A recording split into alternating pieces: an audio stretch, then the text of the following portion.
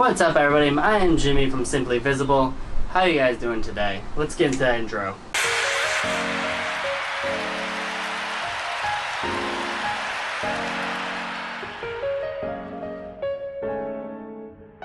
So the first few things is, I notice I keep looking up because my monitor is above there, so I'm making sure I see everything. It just makes sense to talk to myself, more or less. Is that weird? I'm still getting used to this whole thing, but off topic, back on topic. Film photography itself. I want to say roughly in 2014, I got my first camera. It was a Nikon D5200. It was my baby, it's my child. I still have it. It's actually in the other room. I love it so much. It was my favorite camera. I loved it. I did video, I did photos, I did everything. I learned on it. I learned how to shoot manual actually on that camera. After that, fast forward maybe, let's say 2 years, 3 years maybe, probably more or less 2, to like 2016 into 17 is when I bought this bad boy camera, the Sony A7ii. I worked hard. I'd spent all my taxes for this camera. I was like, oh, I love it. It's my beast. It's my video camera. It's my photo camera. I do need to get a new lens though, because I'm now noticing the photo quality. It's good, it's great, I take alright photos, I like them, but I think it could be stepped up with another lens. Not another lens, but like a better lens, a cleaner lens, a crisper lens, stuff like that. But we're here to talk about film. So film photography just recently entered my life. Maybe a year ago, a year and a half, not even a year and a half. Less than a year. It's somewhere a year to less than a year. So beginning, I was doing photography and my girlfriend wanted to learn. And I was watching a lot of videos of other YouTubers who do film photography and all this other fun stuff. And I was like, oh, that's really cool. I want to learn how to do this. So I was looking up online, everybody's recommendations to get a Canon AE, to get like all these other cameras and all this and that. And like how it's, because I knew how to shoot in manual. And I just wanted to further that, understand what I'm saying? To like really solidate that, alright, I can get away from automatic modes, I can get away from these other modes, and I can shoot strictly, look at a picture, like here, bam, I know what settings I need to go to. And that's the one thing I wanted to do film for, because every shot counts, because you only have so many per roll. Where on my Sony, I could go through 3,000 shots on my memory card and be like, oh, hey, here you go, click, click, click, click, click, click, click, and just be done.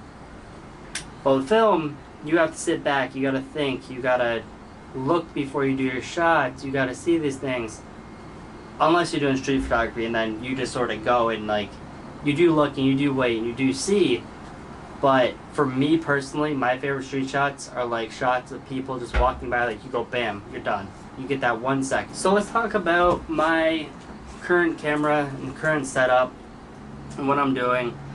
I'm going to show throughout here now just a whole bunch of film pictures I've taken, gotten developed so far, from when I first started up until probably late 4 months ago maybe, because I just recently moved out and I have no money to develop film. But I have a huge container I'll have to show off sometime of rolls of film that need to be developed. Which is another thing I want to learn, is how to develop film myself. That would be fun. I think it would be fantastic. But let's talk about the camera I got. I have my Canon AE Canon AE program. It is a beast. I got the more vintage hipster one, because I just like how it looks. My girlfriend has the all-out black one, which also looks very nice. I'm currently shooting Ilford SFX 200 black and white film. Hopefully you guys can see that. Ilford black and white SFX film.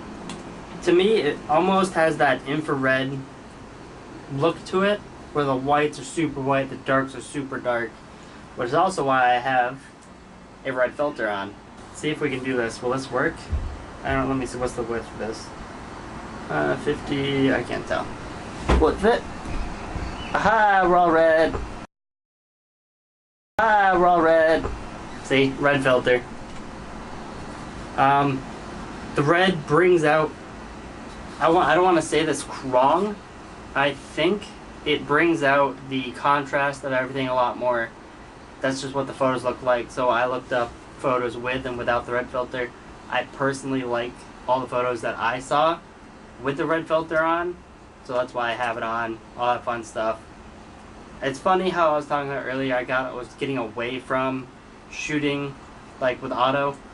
I currently have my lens on aperture priority, so it chooses the aperture for me, and I just had the shutter, so it's basically auto for film.